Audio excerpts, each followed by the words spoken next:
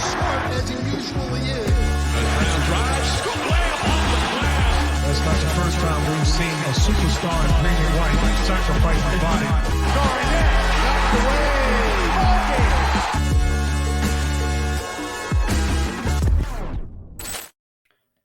Welcome into another episode of First to the Floor. Ben Vallis here. Thank you for joining us. Hope you're doing well. Alongside me is Jake Eisenberg, and we're really plunging into the offseason isolation here. The draft is in a week, but we've got to entertain ourselves in the meantime. So we're kicking off a series that we're going to run throughout the offseason called Getting to Know Your Celtics Media, which is a working title. Suggestions are welcome. And tonight we're very happy to welcome our first subject for this series, reporter and writer for CLNS Media, Boston Sports Journal, and Celtics blog. It's Bobby Manning. Bobby, welcome. How you doing, mate?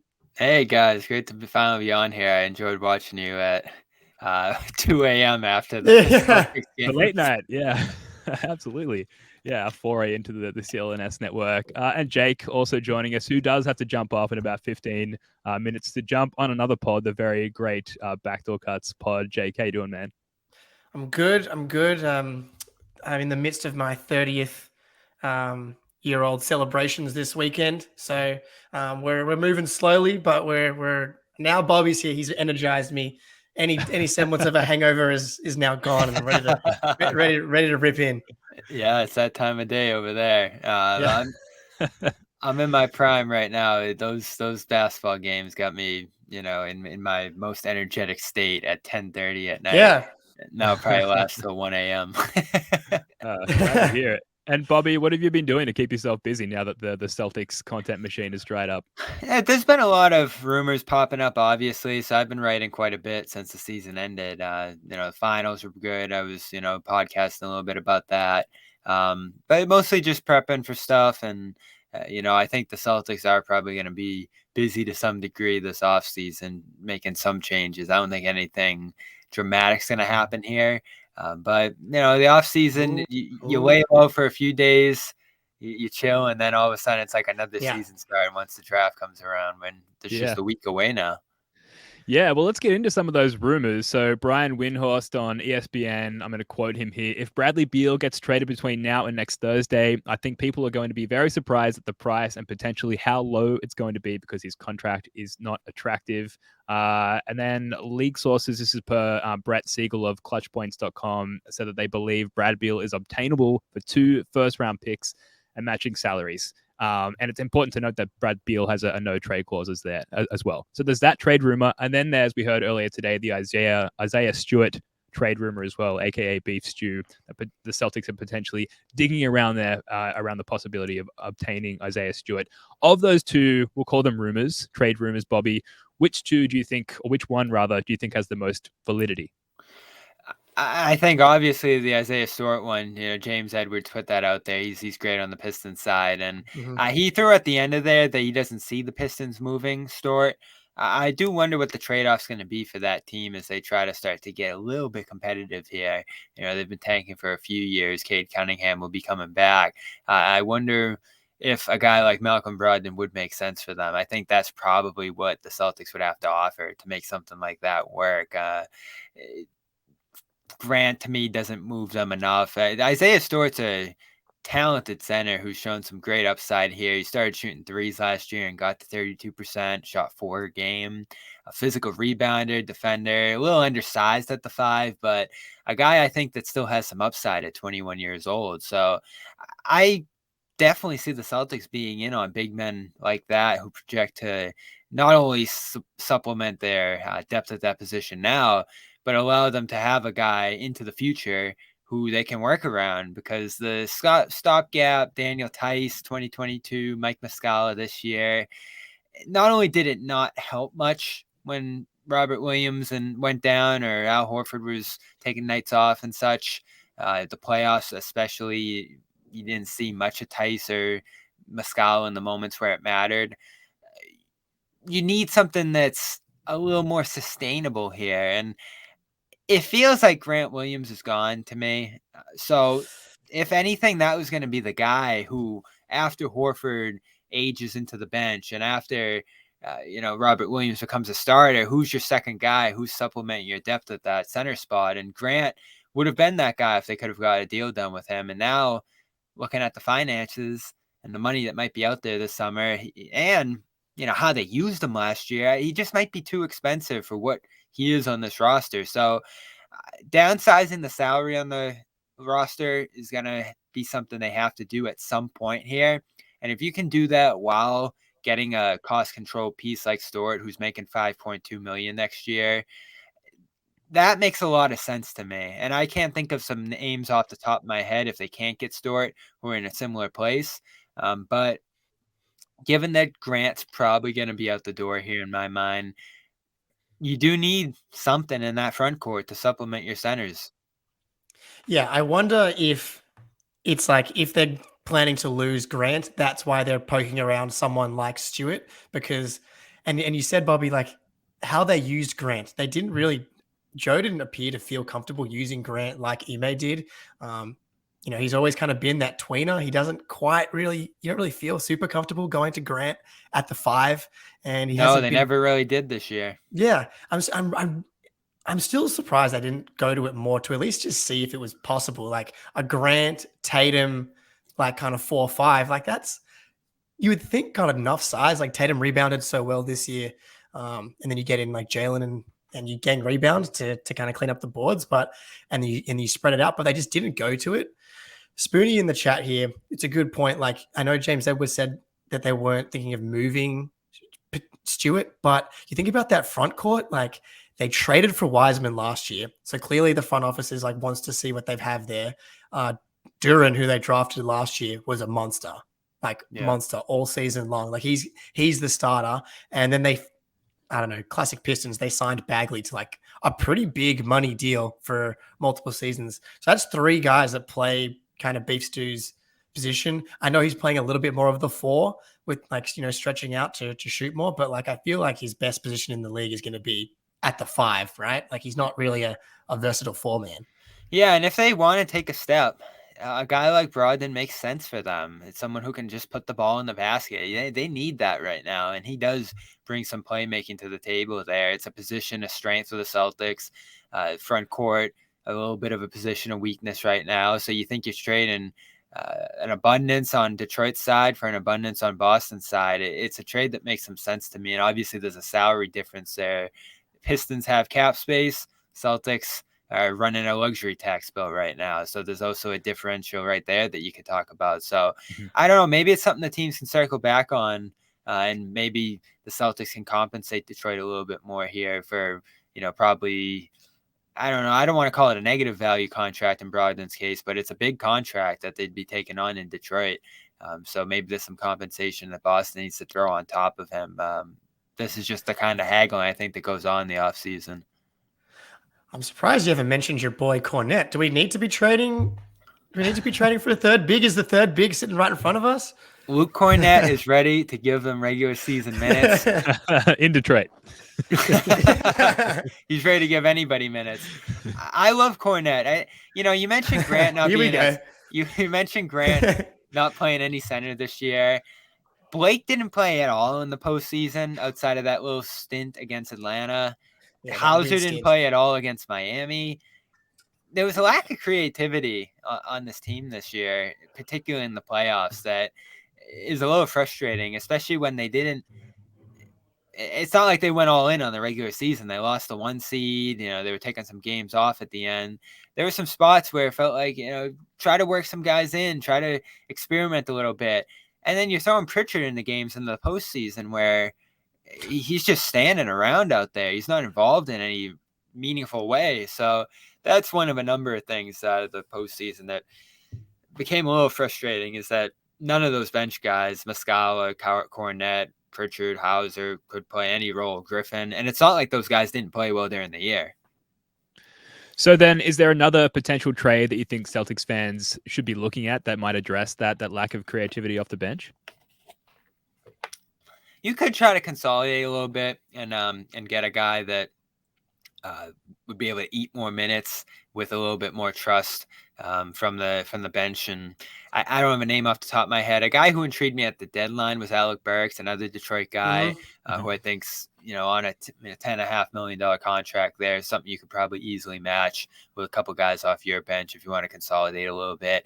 Pritchard's a guy who I think in a deal like that makes some sense for the other team, a guy with a little more upside, youth. He's in the 4th year of his contract as well, so he will need an extension this summer. But that's pretty much what they have to offer there is a guy like Pritchard. Gallinari's contract, obviously he picked that up today. I don't know how much value that'll have, but it is the significant salary off the bench, about $7 million. So if you just need money to throw into a deal, that's something you can do as well. But a lot of the money that's going to be moving for the most part, I think this summer are going to be significant contracts that teams are trying to get off of. Chris Paul, seems like San Antonio is the destination there. We all kicked around that a little bit with the Celtics, and it's intriguing, but I just feel like at 38, that's just too short-sighted in my mind. Yeah, I agree. Yeah, the idea of it's fun, but nah. Yeah, he's just a couple years ago. It's too late. You're right. Ship has sailed. I do want to circle back on the idea of a Beal trade to the Celtics just for a second. And so a couple of things. And I was surprised how quickly dismissed the whole concept was on all the podcasts I listened to today and articles that I've read. And also in particular that in all the hypothetical scenarios where the Celtics would acquire Beal, that Jaylen Brown was included by default as part of that trade package. And yet there exists several avenues in pockets of salary that the Celtics currently possess that they could package into a trade to make the salaries work in a trade with the Wizards for Beal. And you add to that Beal has this no trade clause, which is kind of the fulcrum in our leverage, if you will, in making this potentially work. And then finally, sprinkle on the fact that Jason Tatum and Bradley Beal are good buddies, and maybe Beal could be coerced. Obviously, I'm very speculative here. Beal could be coerced into steering the Wizards towards only dealing with the Celtics there. And then you add in the fact, just to finish the point here, do you maybe feel motivated to make that trade if you're the Celtics just because you don't want to see your close opponents like the Heat or the Bucks, for example, get better by way of acquiring Beal themselves? I do worry about Beal on the Heat. Hey, that's a formidable team that becomes that much stronger if they land him, especially when you think for a guy like Hero who didn't play at all in the postseason and they still went to the finals without him, and a guy like Robinson who plays sparingly for them. If they're healthy, probably not at all. So you're basically turning nothing. Robinson was okay in the playoffs, but next to nothing into an all NBA caliber player who's going to be playing next to two great playmakers. Beal is awesome off the ball. In the incarnation of a trade you mentioned where it'd be other pieces, not Brown, going out for him, and then you make it a big three. That's a nice starting lineup with White if you were sending out Smart salary and the three wings, and then your centers there. It's just, I guess, three things give me pause there. Obviously, Beal's recent play and the injuries is the first thing you think about. You can probably get around that. And I do think in a new situation, he's going to look much closer to that all-NBA player he was before, once again, along with some motivation, I think, to play for something at that point. Though, number two, you probably only get a year out of that core with how expensive it's going to get once Brown's contract kicks in. And then, who are you trading at that point? Beal still has a no trade clause when he lands on a new team.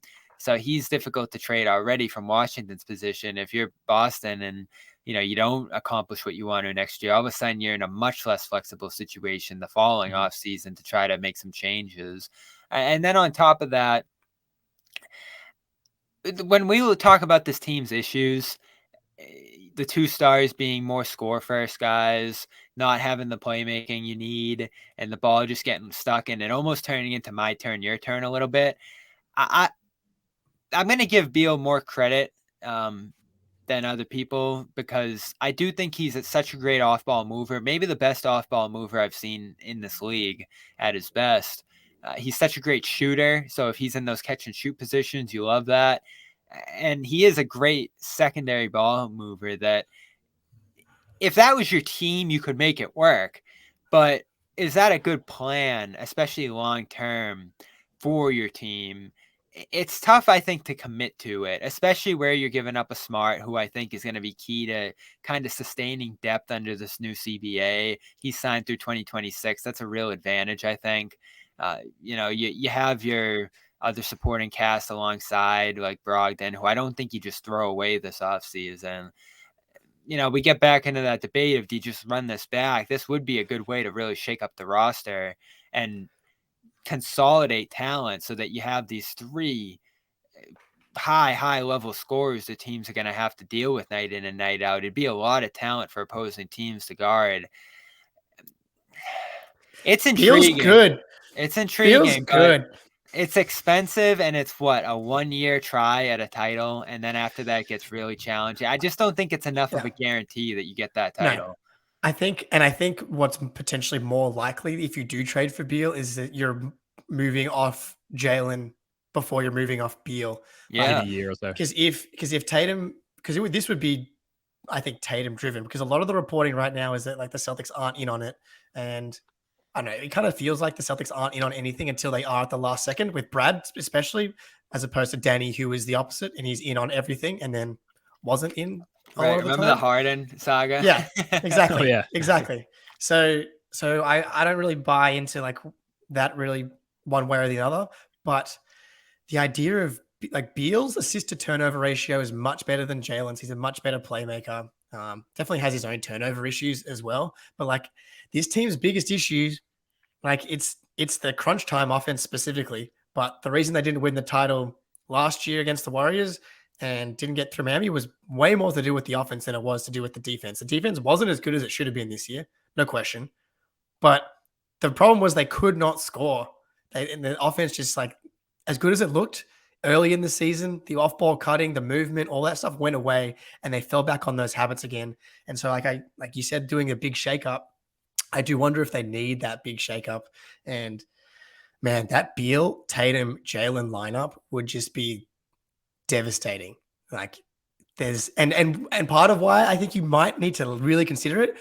Miami seems to be the front runner according to the reports, but they're Pat Riley's like Danny Ainge in that he's in on every star and hasn't gotten anything done lately. But if Miami is able to do like a Duncan Robinson freaking and nothing for Bradley Beal deal, and all of a sudden it's Beal, Jimmy, and Bam, that is a real problem. It is, yeah, especially since this Heat team already beat you with what they have now. I think they'd still have a little bit of money probably if they decide to go into the second apron to keep Gabe Vincent, which I do think would be important at that point. You definitely lose Strus. And then, of course, you're giving up Robinson and Hero, and you may be keeping Lowry for some depth at that point, or maybe you're flipping him for something else. But it's a great system that you now all of a sudden have the talent to win with. Which last year, it's a great system with some players that you're like, oh, how are they getting it done with those guys? If it's Beal, Butler, and Bam running all those handoffs and creating the quality of shots that the Heat did, it's going to be prolific. I mean, this was like the 26th ranked offense last year. Yeah. So this is a team that owns you to some degree, and now they're getting better, and you're probably getting a little bit worse just before we start to consider any moves that the Celtics might make here if you assume that Grant's gone.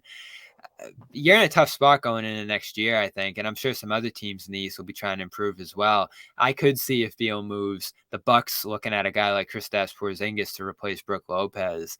Does Philly move for a Kyle Kuzma and trade that Tobias Harris contract at that point? There's going to be some effects of Beal moving in other places, I'm sure. And, the Knicks are going to be active too, trying to improve on what they have right now. So the East is going to keep getting better here. It's going to keep getting more competitive.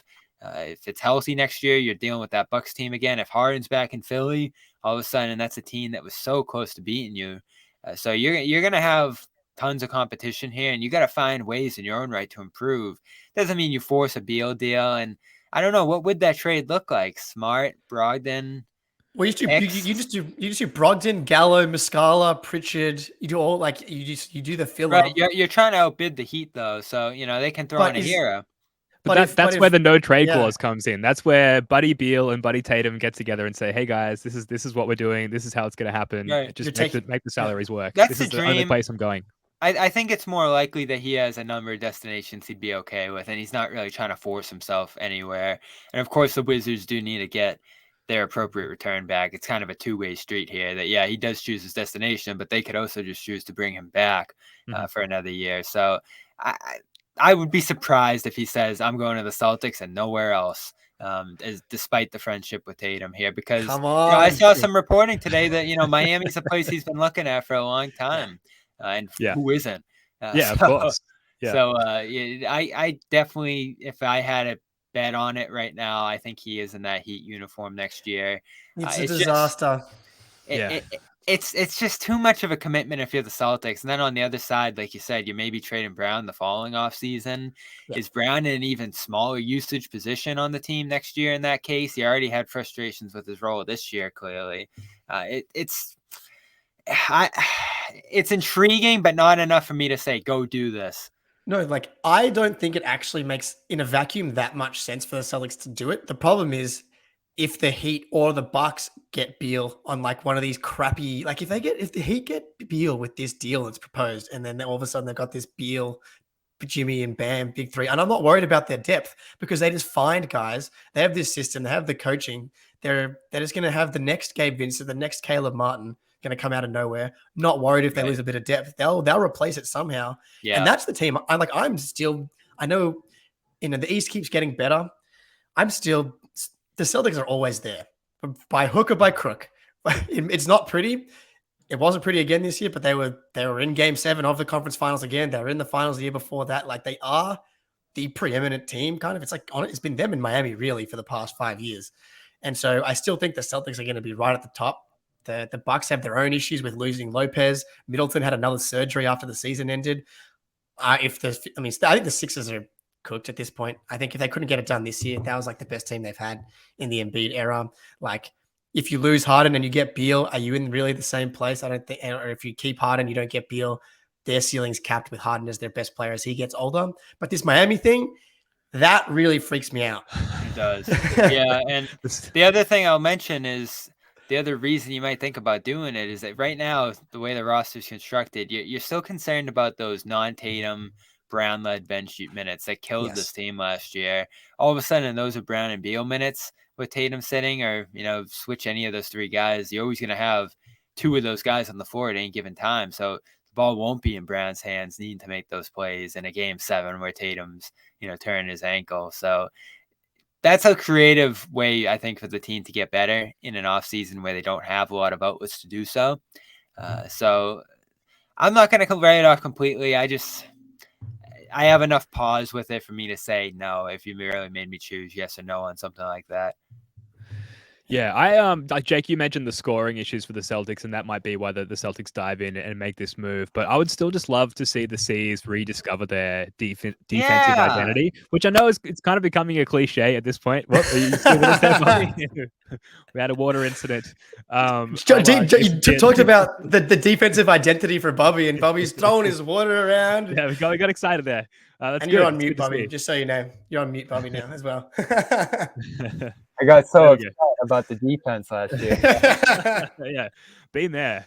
Yeah, and then you add in the fact that, so the no-trade clause is probably the one thing in the Celtics' favor in terms of having the advantage to make that work. But I think ultimately the fact that he holds on to that no-trade clause is what stops us from doing it, because great, we can acquire him a year down the road. The new CBA becomes extremely prohibitive, and we have no choice then but to move on from Jalen because we can't move Bradley Beal essentially. So I think that's maybe what stops them from doing it in the end. I think we should probably move on. And if you want to hear more of that discussion, tune into the Garden Report that the Bobby and the guys recorded earlier tonight, because they break that down a little bit more in depth. We want to move on to the meat of this podcast, getting to know your Celtics media. I think Jake's going to duck off here because he's got a 30th birthday celebrations to get to. Jake, thanks for joining us, man. Jake, good talking to you. I appreciate you meeting you virtually, Bobby. I've been listening to you back when you were doing halftime shows with Kungu on Twitter. So I've been following you for a while, and it's been awesome to have you on. And mate, hopefully we'll see you at Summer League one day. The Aussie boys are going to get out there evenentally. It is such a great event. I'm so excited already to go there and potentially see Wembanyama. I still don't know if that's going to happen. We're hoping for the best. Alrighty, pleasure, dudes. Have a good one. Catch you, Jake. All right, Bobby. So like we said up top, the whole purpose of this pod, especially during the off season, is just for fans to get a better insight into the folks that cover the Celtics. So we're thankful that you're joining us to be subject number one for this offseason series. So we'll get into your career a little bit and sort of where you came from career wise and how you got to where you are now. So you're from Peabody, Massachusetts, is that right? Did Yep. my research. Okay. And he started writing sports blogs about the Red Sox, the Bruins, Patriots, Celtics, all the Boston sports teams for anysportsblog.com in 2012. When did you realize that you wanted to cover the Celtics for a living? Was there a moment in the Celtics themselves, a game or an event that sort of inspired you to want to do that? So it goes back to 10 years ago, actually, when the Celtics lost to the Knicks in that playoff series and ended the Big Three era. And they trade Garnett. We're coming up on a 10-year anniversary of them trading Garnett and Pierce, and pivoting to the rebuild and Brad Stevens and all that. So that following year, I grew up a big Red Sox fan. I grew up a baseball guy, so around that time, I'm still, baseball is still my go-to. But I started to get more into the Celtics through that East Finals run in 2012, and the 2013 season I followed pretty closely. So they're starting this rebuild, and the tickets, of course, start going down to like $9. You could show up, and I was in high school at the time. Me and my friends would just take the train into Boston, go to the ticket window, you'd get $9 tickets. The place would be pretty empty, could move way up, and so I ended up going to a dozen or so games that year for really cheap, sitting pretty close, watching the team game in and game out. All of a sudden you're that close to the team, you start following them more closely, and I started wanting to cover them, write about them. As, like you said, I was writing about all the different teams at the time more broadly. And so I think I joined the site called Celtics Life at the time, .com. And, they had a really good editor at the time who really helped me kind of hone stories and write better and, pump out content more consistently and get it out to an audience that was actually reading it at that time. And, I started really thinking at that time about getting into journalism. I was trying to figure out what I wanted to do after high school, and took a writing class around that time that I really liked. And, I was always into reading and sports especially. So, combining all of those things into one career, I think is how a lot of people end up in this line of work. And being as close as I was to the games, I actually, was close enough to the media section over there where I could go and meet different guys. And I ended up meeting Kevin O'Connor at that time, was writing for Celtics blog. And, I had a good chat with him. I met him. I told him everything I was doing. I was covering the high school team at the time. I was writing for Celtics Life. I was tweeting my ass off, just connecting with people any way I could. And, I was like, oh, man, I love Celtics blog. Like, it'd be great to write there after college. And I ended up hearing from him, a week later, and said, we need some help at Celtics blog now. Like, why don't you jump aboard? And I got that opportunity my senior year of high school, 2016, that 2015-16 season. I started writing at Celtics blog. So that was really, I got into Syracuse not long after that, started writing more at Celtics blog. And I started with CLNS about a month later. They were doing a post-game show at that time that was on Blog Talk Radio. And, they'd take callers. It was after every game. And I started going on there quite a bit. And I ended up starting my own podcast around that time as well, meeting Nick Gelso. And, there was a lot of collaboration between CLNS and Celtics blog back then. So that was really how I got my start covering the Celtics and really, dedicating myself to that. Yeah, great. It sounds like your career trajectory is kind of aligned with the ascendance of the Celtics post Pierce and KG, where you sort of started blogging in that early Brad Stevens, like Marcus Smart rookie era, and then as you ascended, you see like Isaiah Thomas, some really fun years there. And now, you're a prominent face and voice in the locker room and in the post-game interviews, just as we've got, MVP candidate and Jason Tatum, and the team has really ascended to their ceiling as well. Not to say that you're at your ceiling at all, Bobby, but just it's an interesting alignment there. So then what's that journey like? Like going from, I'm a fan of the team, I'm going to games regularly, I've made the decision that I want to start covering the team, and then fast forward a few years, like you're chatting to players regularly, you're like I said, a familiar face in the locker room. And then to add to that, like, to what extent are you still a fan of the team? Because we do get a lot of media folks on, and they talk about once they start doing this professionally, their fandom does dissipate to some degree because it's a job, which is fair enough. So what's that experience been like for you? Yeah, so I'll start there. Obviously, I still have the Horford jersey behind me here, and John gives me some crap about it sometimes. No, I love it, man. And listen, you can't deny where you came from. I was a Celtics fan growing up. Through those years, the Isaiah years especially, blogging about the team there, you're still pretty entrenched as a fan. I was probably still going to games as a fan at the time. Still watching games on TV with friends. You're there, you're rooting like a fan. But what the job is ultimately, and there was never a time once I started writing and once I started podcasting and everything else that I was gonna give them the benefit of the doubt or act like the world revolves around the Celtics or just defend them at every turn or even just root for them on the airwaves. It's just not the job. Like that's not what you're there to do. Once you put yourself in those positions, especially if you want to do it at a professional level, which I obviously did at that time. So it was fairly easy to shed that, especially when you get closer and closer to things and, you meet these people and you see the inner workings. It does kind of demystify it a little bit. At the same time, you still grew up with such a passion for this that, like I get really excited about being there. Like I try to, appreciate despite the fact that I'm there, dozens and dozens of times every month or every year at the Garden, every other day in a playoff series, that this is really special and that, this was a big part of, what you grew up on. And at the end of the day, if the team's doing better, obviously we're continuing to travel and cover the team every advancing round. And, of course, I'm sitting there during Game 7 saying we're about to cover the finals for a second straight year. Like, Yeah. obviously I want the Celtics to win this game right here. And it was a bummer that they didn't. So listen, you check yourself at the door, you check your biases, and you take off your fan hat when you're doing your job. That's really all it comes down to for me. Even a guy like Horford, who I'm close with the family, obviously, and stuff like that, friends with them, huge fan of him growing up. If it comes time to criticize Al Horford, I'm going to do it. And he did actually see in the final interview after Game 7, we went at it a little bit right there. Like, it's just part of the job. And I think this team does a great job, I thought, of respecting like the media and their role and everything.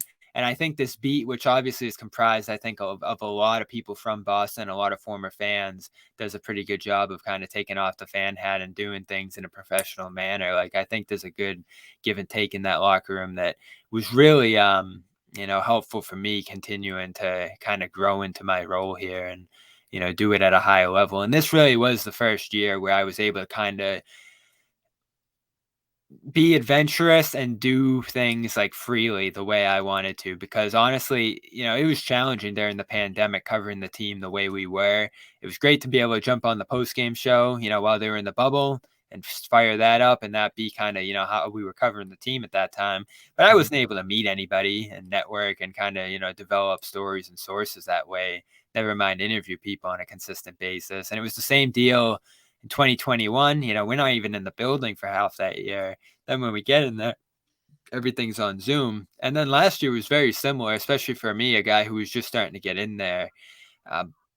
We didn't have much access. Of course, the locker rooms were closed, but everything was still on Zoom. Only a select number of media could actually be at the press conferences, and I was not among them. So I just kind of had to fight to get Zoom questions in, and it really wasn't that often I was able to. So I got really frustrated at times that year with how difficult it was for me to get the access I wanted at that time. And everyone was wondering if things were ever going to go back to normal. But, Nick and John were always in my ear telling me to stay patient and stuff like that. And once the playoffs came around, it did open up in a big way. And I was finally able to, get in there and kind of do the job the way I wanted to. And this year was great. The amount of people I was able to meet, the amount of stories I was able to do, the amount of players I was able to kind of have face-to-face time with. And of course, a handful of Celtics I ended up developing pretty good relationships with this year too, which was, really what it's all about. Like, you want to be able to interview these guys, spend a lot of time with them, and you're not always able to do that, but the time where you're able to is really valuable.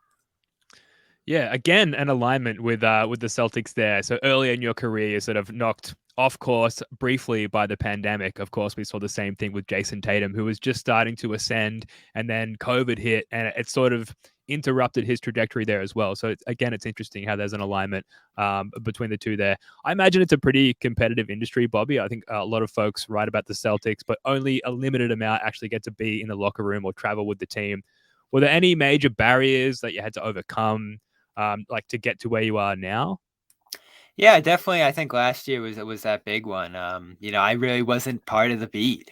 I wasn't considered, like part of a group of people who covered the team on a day in and day out basis. And I do take a lot of pride in that because listen, we've had some great people covering the team over the years at CLNS. Kevin O'Connor, like I said, was part of the Garden Report way back when, in the earlier versions of it, and Jimmy and Nick, were guys on the ground at that time, and even Jared Weiss back in the day, was covering the team with the Garden Report and CLNS and Celtics blog. So they were the ones who got the foot in the door, so I could even be there in the first place.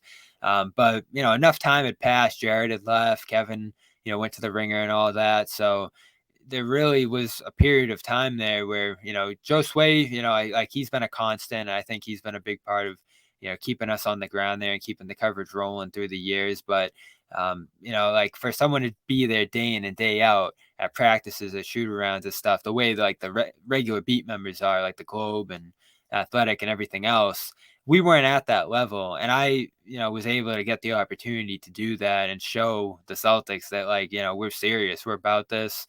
We're just as much a part of this beat as anybody else there. So that was what my goal was last year. That was really what my job was last year, was to show them that, we're doing this at a high level, and, we deserve to be there in the scrums and the practices and everything else. And we ultimately were able to prove that. And then this year, like you said, it's competitive. And my goal this year was to break one story. Like if I could break one story, that was going to be really meaningful to me. And it happened pretty quickly in training camp.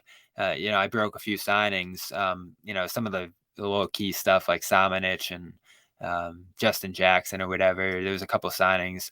But that's how you get started. And, that meant a lot to me throughout the year. I think there were different things I was able to report on, Grant's injury around February, like just different stories I was on top of. And, there's some great reporters in there. Jared's amazing. Gary Washburn's awesome. Himmelsbach's really great. There's just a lot of talent in that room, and to be able to go in there and, it is competitive, right? Like, I think there's, compared to decades ago when I think there were really intense rivalries and probably a little bit of animosity, I think there's definitely a friendliness in the room, which is, there's some good and the bad to that. It definitely helped me learn and grow alongside different guys who have been doing this for a long time, which was good. But, there's a competitiveness too. You're trying to write the best stories. You're trying to break news. You're trying to get eyeballs toward you, as you said, in a very crowded field, not just the amount of people that are on the beat, but the amount of people that are covering it online and in blogs and podcasts and everything else. It is hundreds upon hundreds when it comes to the Celtics. So differentiating yourself, I think, can be a barrier too. Back to your original question, I think about that a lot in terms of how am I going to differentiate myself a little bit here. But a lot of it has just come down to being prolific and being on the ground and being there and asking the amount of questions I do that, that's not something a lot of people are able to do. So I take full advantage of that. And luckily, I think I made a lot out of this year one. There's still a lot of goals I still want to meet going forward. But in terms of that first year, really able to do what we want to do, like anyone else on the beat, I thought we did a great job. And I'm still really proud of the coverage we put out there this year. Yeah, you guys do a great job. And like one thing in particular, all the videos that you guys put up on CLNS of all the post-game interviews through which you feature prominently, that kind of insight that you guys deliver for fans like myself, that we actually get to actually be in the room digitally and hear like candid responses verbatim from players is huge and not something that's always been available.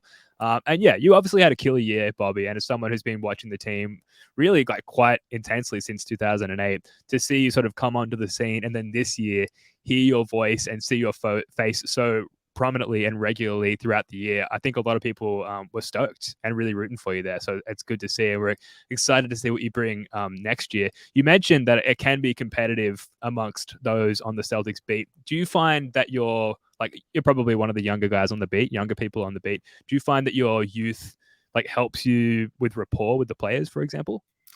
Yeah, to some degree. I think the biggest difference you end up discovering, I thought it would help more than it did actually. In some cases it did. Like me and Grant got along pretty well. He ended up being a guy that I talked to quite a bit this year. Um, Smart, similar. I know he's a little bit older than me. Brandon Tatum, they're my age, but there's just such a gap, I guess, in status and lifestyle and certainly money and all that I do think ends up differentiating you a little bit more than age. So it doesn't make you buddies with these guys across the board just because you're the same age. But, I do think it gives me kind of a perspective of how they live their lives to some degree based on like the generational stuff, social media, kind of what's relevant, culturally, memes, stuff like that, like stuff that just, the way we communicate. There's definitely little things I think that help in terms of like being able to go at things in a way that's relevant to them. Like, whether it's the music or whether it's the, just kind of what's important to people our age. And there's some strengths to it for sure, but it's not like, I mean, me and Tatum were born in the same month, and me and Tatum really didn't have much of a rapport this year. Like, I think, we got along well in the scrums and stuff, and I got some good answers from him, but it's not like we were ever chatting on the side. Like there's still a gap there, I think, in terms of their status and how big they are. And this is across the board in sports media, I think now that is a big wall between the media and the players, rather than any age differences per se. Yeah, it's so clear how well media trained all the players are coming in now. I think Tatum's been a really obvious example of that league wide. Like every question that's thrown at him, he's quite good at deflecting it and sort of considering his answer in an instant and never really giving too much away. Is there some sort of like counterpart to that on the media side where you guys are partaking in like counter training, understanding the media training from the players and sort of collectively getting together and finding out ways to get around that, for lack of a better term? Yeah, for sure. Especially if a question gets ignored, I think a good follow up's always going to be the way to go there, and that takes a little bit of a practice. I think Joe this year too. That was so crucial. You saw some of the answers he gave. Sometimes it'd be one word, or it'd just be like completely shutting something down, and you Yeah, gotta man. be you gotta be ready and fast with it. And that was definitely a challenge because I thought Ime the year before was as easy as it got to get good perspective on something or just a really good quote in general. I mean, he definitely spoke his mind to a high degree. But with others who are a little more cliche, maybe, or good at sidestepping stuff, you definitely want a good follow-up question. That's always going to do it. And sometimes I think, especially with Tatum, you find out what makes them click. And for him, I think you really got his best answers when you were trying to get some perspective on him trying to stack up to the greats and what a lot of the accomplishments he was rattling off throughout the year meant to him. Like those, I think, were some of the best moments that he provided. Because, I think that is really what drives him, is trying to stack up with some of the all-time greats. And, he, whether it's his, admiration of Kobe or some of the other great players, those are the moments I think that he really took time and gave some genuinely great answers on, are those high moments throughout the year. I think across the board this team struggled, and I don't think it's any coincidence that they finished the year the way they did, with figuring out failure, or pointing out things that needed to improve, or being on the same page about what needed to be improved. That stuck out a lot to me. And more often than not, when it came to bad losses this year, I thought across the board, the team's general message was, just move on to the next one. We'll be fine. Just, throw that one in the trash and we're on to tomorrow, until they couldn't anymore. And it was funny, me and another guy on the beat were laughing about the way Smart reacted to game 7, where he was like, yeah, we're going to go look at I actually asked the question. I was like, what needs to get better going forward? And he's like, yeah, we're going to go look at the film and, and figure it out. It was like the season's over. Like, that going to the film and moving on to tomorrow didn't work anymore at that point. Like there's obviously something, I think Horford admitted it too, that just didn't go addressed this year. And, back to your question about being a fan and, how that factors in your coverage. I think in previous years, I was really optimistic about where things were going, and it was easier for me to kind of support what was going on there with the team. This year became difficult, and I definitely think I built a little bit of an edge in terms of some of the criticism I sent at the team, and even just some of the tough questions I was asking in the room, because I just had a sense this year that something wasn't right. And it started early. It was like, yeah, things are going great. They're shooting really well, but the defense doesn't look right. And there's just sort of like a unevenness and an inconsistency. And certainly as the year went on, a lot of bad losses that made you wonder, what's going on with this group? Yeah, I'm glad to hear I wasn't the only one who felt that way. It certainly transcended the American border there. We were feeling that down here in Australia too. Yeah. So then what's next for you? But also, I'm also curious to hear about what do you think sort of next in terms of the evolution of the sports coverage industry? Again, like talking about your relative youth on the beat, it feels like from a fan perspective, the way the team is covered has sort of remained the same for a while, with the exception of some things like CLNS posting post-game interviews on YouTube. That's been great. How do you see the industry evolving over the next like 10, 20 years? And then where do you see your ideal role in all of that being? It's tough, right? Because I think my job, the one I worked in last year, is going to become less and less relevant. And you see that already now. I think a lot of uh, athletes not only handle their own messaging uh, in various ways, but news, I think, is just so consolidated between Woj and Shams that like news breaking's a priority, and I think it's what people want. They want that at their fingertips, and that's why Shams and Woj make the money they do and get the attention that they do. But they also get all of it. And that was a little daunting for me coming into this year, because I'm like, how am I gonna break something before Woj and Shams? It's just not gonna happen. And fortunately, it was the little things that gave me the ability to do that.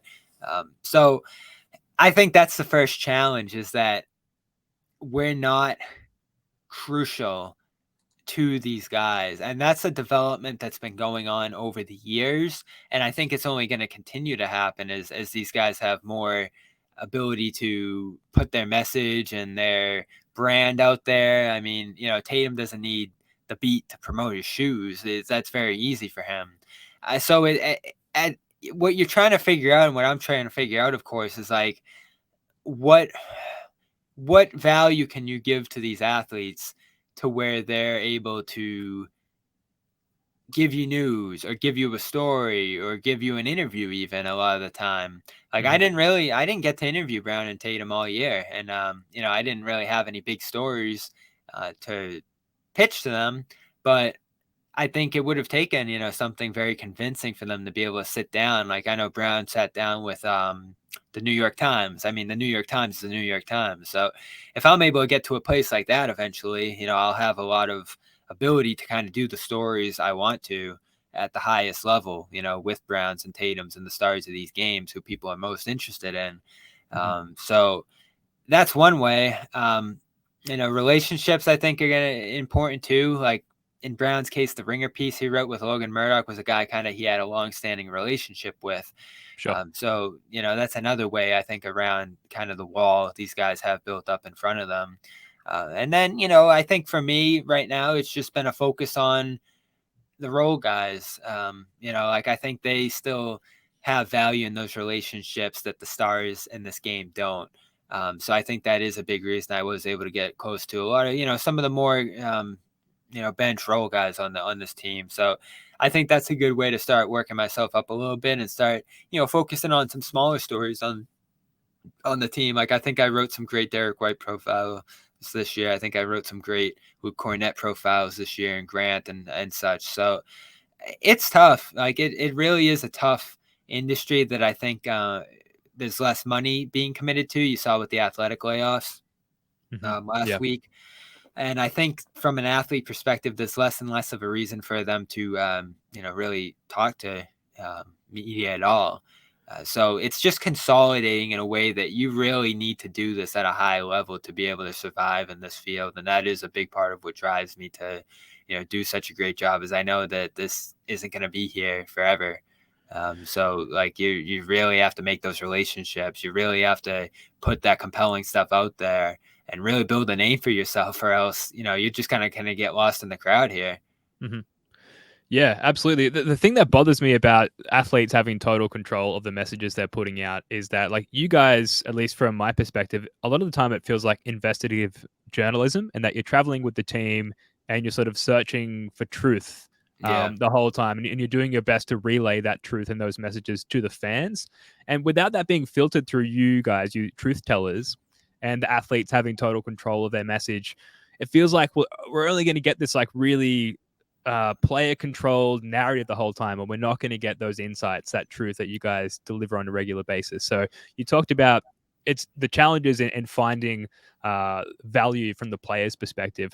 There's still so much value from the fans' perspective, and I think I can't see that going away anytime soon. Like, basically, when there aren't games on, you guys are all we have as far as like what's going on with the team, who's saying what's rumored, how should I think about these rumors? How should I feel about these rumors? And I don't know what I would personally do without that level of content. So from all of us sitting at home, there's like a high value in what you guys do. And we're really, really appreciative of it. Bobby, we're going to wrap it up there. I did have some rapid fire questions for you, but I think we've answered all of them. I've got one for you here. Is Brad going to use the 35th pick in the upcoming draft next week, or do you see it being packaged in a trade for Beal or Beef Stew? I don't know. I think they'll probably try to move up if there's a guy they really like. I don't know how much ammo they'll put behind that, because they don't have a lot of second-round picks into the future after some of the deals they've made. So I don't see that happening. I think they'll just use 35. They'll actually pick a guy, I think, this time who will be able to play. It's nice how it worked out. They traded 29, but they ended up with 35 from Portland. So they really didn't move back all that far to acquire Brogdon. And, I am intrigued by that. I love the J.D. Davison pick last year. I think that for where it was a bit of a home run, and not to overstate it too much, but they did good at that spot. If you can do good at this spot again, I think you end up with a guy that I think can play a little bit for you. Not a ton, not a guy who's going to move the needle at all. But I do think you could add a guy to your bench that's, cost controlled and can maybe play a little bit. I haven't dug deep into this draft. That's kind of the impact of covering a team that plays, close to June and is picking 35, is that draft coverage isn't really way up on your priority board. But I am going to be cramming quite a bit over the next week here to, throw some names out there. And I will say, back in 2021, I think it was, or maybe 2022, one of the guys I highlighted for the Celtics second round pick was Austin Reeves, who ended up being pretty good. And I think would have fit right in on these Celtics. Yeah, absolutely. Yeah, I think just not having to guarantee the salary of whoever we choose in the second round, if we do make that pick, also adds value given the upcoming constraints there. So that's something to keep an eye on. All right, let's wrap it up there. Thanks for tuning in. That's going to do it for this one. You can find Bobby on Twitter at Real Bobby Manning, along with all of his great work on CLNS, Boston Sports Journal, and Celtics blog. Bobby, this was great, man. Thanks so much for coming on. That was really interesting. Yeah, thanks for having me on. I really enjoy talking about this stuff. Yeah, likewise. All right, thanks to Jake Eisenberg as well. We will be back with another pod early next week, and we will be live streaming the draft, so keep an eye out for more details there. Catch you next time. Go Celtics.